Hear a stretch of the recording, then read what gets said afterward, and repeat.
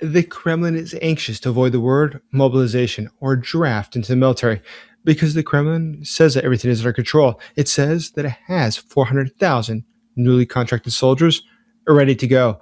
But it withholds a very important piece of information, and that is that in places like St. Petersburg, they're offering $45,000 to join up. That suggests that recruitment is becoming quite expensive, and it's becoming urgent, and it's becoming impossible to sustain. But typically, a state does not offer several years' worth of wages to join a stable army. That's what happens when the easier manpower has already been used up. What we are seeing right now is no longer a normal recruitment. It is increasingly a system of financial bribery, administrative pressure, and shrinking freedom of choice. But there's a reason for this. And it's because Vladimir Putin has a deep-seated fear. He doesn't want to repeat the shock they saw in 2022.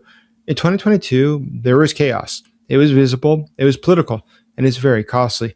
There was an exodus of about 800,000 to 900,000 Russians who sought to flee the country to avoid a draft.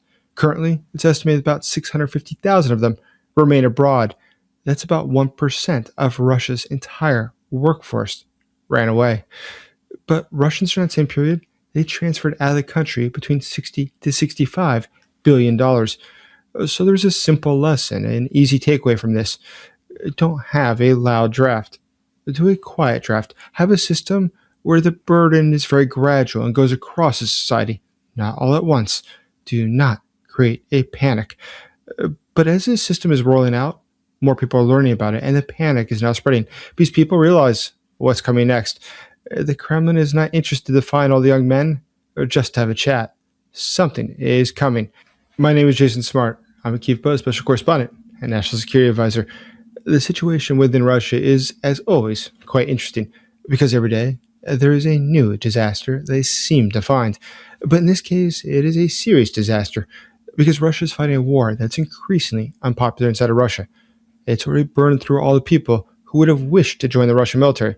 Those who have not yet joined are not keen to do so. They realize that is a dead end, per se. And in fact, the Russian military is itself quite dilapidated. If you join the Russian military, what do you think the quality of life is like there? Do you think that they use people for their talents and skills? It is more likely that they just ship you off to join an assault brigade, also known as a meat assault. And that's a sort of destiny that people pay to get out of, no matter what they're offered by their government. But the government today, it needs soldiers, and it is hunting for them everywhere they go. But today it's become harder, costlier, and it's become desperate in nature. And that's why we see the federal government more than doubling the amount that they pay for people to join the military. But now they've realized something else, that they will not have enough people, even with this new amount of money that they're offering. So even if you offer more money and it's not enough, where are you going to get the soldiers from?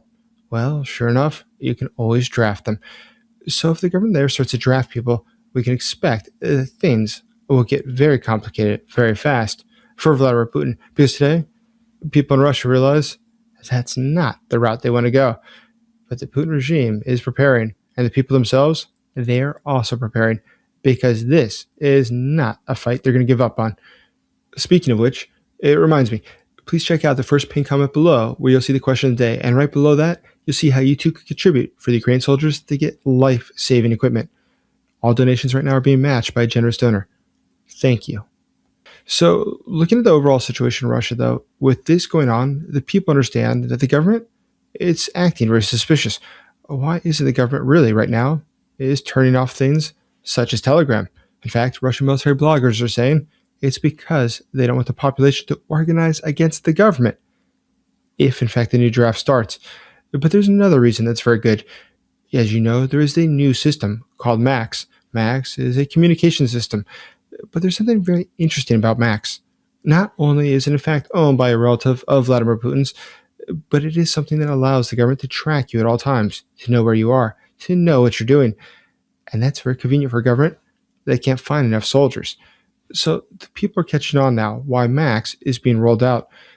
But we see within Russia, the numbers, of course, are not accurate. They're lies. But already they themselves are admitting the number of criminal cases within Russia has continued to increase for those who are avoiding military service. Avoiding military service in Russia is not uncommon. In fact, it's extremely common. Those from the upper class can afford to pay a doctor to get what they call the golden ticket, which allows you to dodge military service. But for the rank and file guy, he can't afford that. And because he can't afford that, he is shipped off to the military. But that in and of itself creates a large problem in society. It creates a fissure because there are those who can afford to avoid service and those who cannot. And those who cannot, they are not very happy by the fact that today they might have to go join a meat assault. But these conflicts within society are boiling over. We see increasingly there are tensions within Russia, whether it's ethnic, whether it's regional, whether it's economic in nature. The people aren't getting along, and that's not conducive to Russia. It's a massive country with a lot of different ethnic groups. So when people aren't getting along domestically, that puts more pressure on the system, more strain on the system. And Russia today, it has a national guard that's huge. In fact, 350 to 400,000 soldiers under Zolotov, a close friend of Putin's. One of their jobs is going to be, it looks like, to go find people who are running away from military service, but also to put down insurrections within the country. So why is the Russian government so concerned about insurrections? Is it perhaps because it knows that their own people don't want to join the military? A military where today Russia is losing about 100 to 150 troops for every square kilometer. That's every 0.39 square miles. So when you consider that, it doesn't look very attractive to be there. It looks like the odds are against you. Reporting says that Russia has captured about 3,604 square kilometers, 1,400 square miles in 2024. It also captured about 4,831 kilometers, 1,865 in 2025. Now, those are land gains. That is true, but it came at an incredible cost. And do the people living in Moscow or St. Petersburg care about villages out somewhere in eastern Ukraine? Even the Ukrainians don't know where they're located. Of course, they don't care about these towns. Nobody does. But Vladimir Putin does, because Vladimir Putin has an oligarchy that's making a lot of money from this war. This war is turning in dough, hand over fist, and that's something that keeps them loyal to him. Vladimir Putin, of course, is interested in what is good for him, not what's good for his people. So he doesn't really care that these people go off and die in this war. His objective is to keep the people in the elites satisfied. And as long as their businesses, their companies, their factories producing goods for the war continue to be profitable, they are satisfied. And that is all he cares about. So for the rank and file person understanding this game, they realize that the cards are dealt against them. And at that point, why would you possibly want to join the military if nobody cares what's going to happen to you? What good is possibly going to come from this? But Putin is putting all the signs that he's preparing for total war. They've already started to take students out of the universities to prepare them to learn to become drone pilots in case it becomes necessary. We see within the schools, they're militarizing the students, starting at the first grade, so they're prepared for the idea of a total war. But when you think about the psychology, they have an entire population preparing for this war, a war which they don't really understand the point of, that makes things much more complicated. In World War II, it was much easier, because in World War II, the threat was obvious. Nobody wanted to be occupied. But today, why would they want to join a war where it's over towns they don't know exist? But there's something else here that is very important. Now, as Russia moves to year-round conscription, it has another problem. It doesn't have enough money for that. In fact, at this point, it takes up about half of 1% of the entire GDP of Russia just to pay the incentives to join the military. And that's not the salaries, just the incentives. And the local level, because the local level is the one that has to pay for those incentives, that works out typically to 3 to 4% of their total budget. In some areas, it's as much as 10%. And that's why local areas in Russia are now going broke. Now, how do you think the people feel on the local level where they see that the teachers can't get paid, doctors, they don't get paid, that the roads stop being repaired, and it's to pay incentives of tens of thousands of dollars to get people to join the military for a war which they don't really understand? Russia as a people is generally pretty poor. A very sizable percent of the population lives in abject poverty. So when they see money being burnt like this, it's hard for them to understand. But Russian history shows that it's not uncommon. But Russia, it's not the first time it's had problems like this. Think back at what we saw between 1917 and 1922. There was a revolutionary exodus of about 900,000 to 2 million people who fled the Russian Empire. They were disproportionately the elites. They included the officers, the engineers, the professors, the entrepreneurs. And they started their own hubs in places like Paris, Berlin, and Prague. But after they left, they started up their own communities. And they were the white emigres you've probably heard of before. They're those who didn't want to see communism. But once they fled, they never came back. They were gone forever. And they took a substantial amount of Russia's wealth with it. It took the brains in the society with it. We just saw the same thing happen in 2022. The people who disproportionately left were those that had superior education, those who had other prospects and knew they could make more money abroad. They didn't stay in Russia. But Vladimir Putin, if he does this, if one more time he has another fleeing of people as he did in 2022, he's really going to be up the creek, because this time around, there really is not going to be any replacements. Russia's already struggling to keep up with the West. It's not able to produce things like the West is. There are a lot of reasons that people in Russia are doubtful of their government, and one is because their government has a history of lying to them.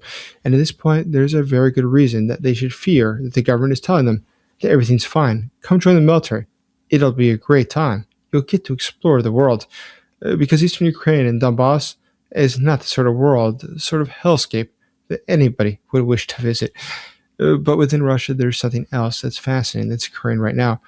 And that's that as they're expanding the age for the military, it used to be 27 to be drafted in the military was the maximum age. It is now 30. As they're expanding this, we see that the people in Russia are leaving the cities.